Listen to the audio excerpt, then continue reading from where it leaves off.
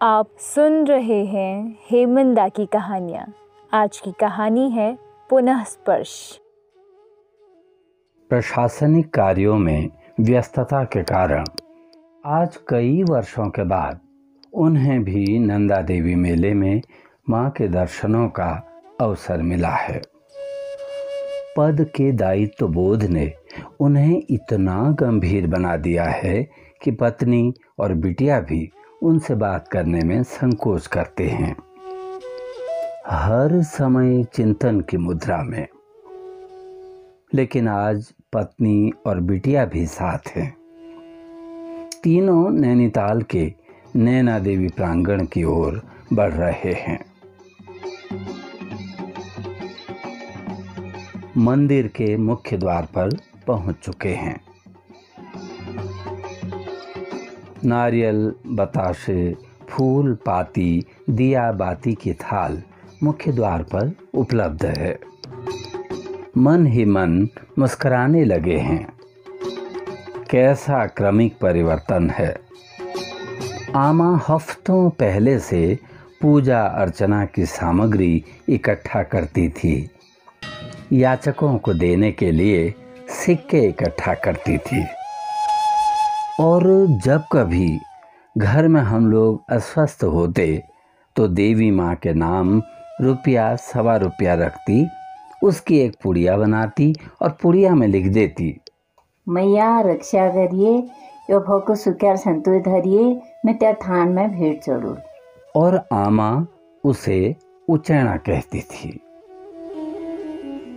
और उन सभी पुड़ियों को आज मंदिर में लाती और देवी मैया को धन्यवाद, आभार के साथ चढ़ाती थी। आमा के बाद माँ भी घर से अपने खेतों की फसल का कुछ न कुछ अंश लाती ही है। लेकिन इनके लिए तो सब कुछ रेडीमेड है, तैयार है। मुस्कुराते हुए पत्नी को थाल खरीदते हुए देख रहे हैं। बिटिया को पिता के चेहरे में मुस्कान अच्छी लग रही है। अपनी माँ को ठसकाते हुए कह रही है, Mom, look how glad is Papa today.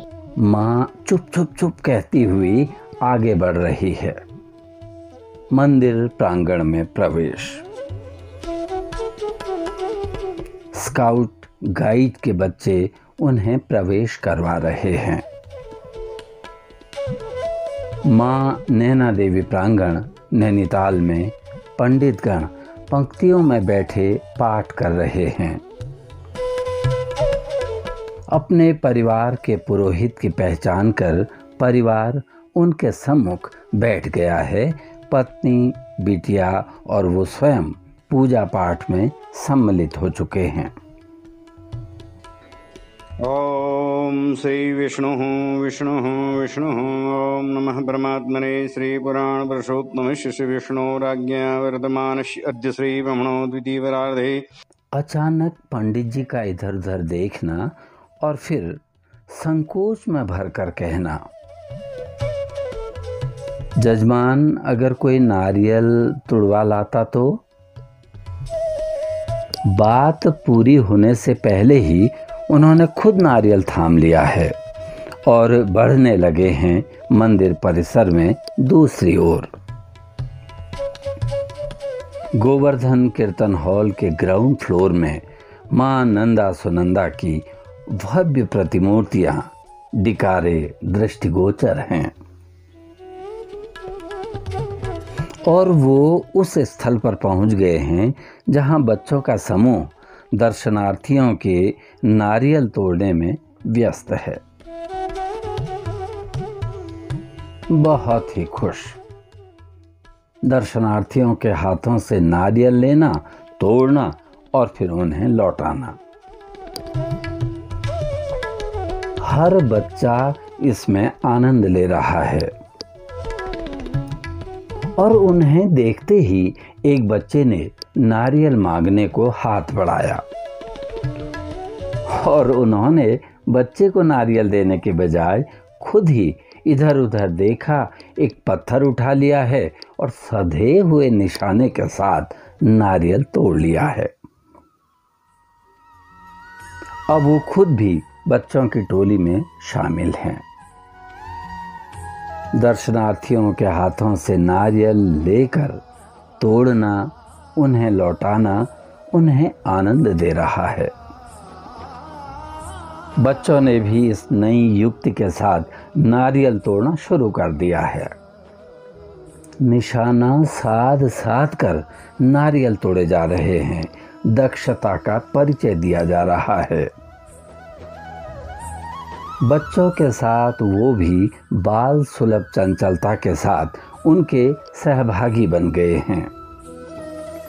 वही खिलखिलाहट, वही निश्चिंतता।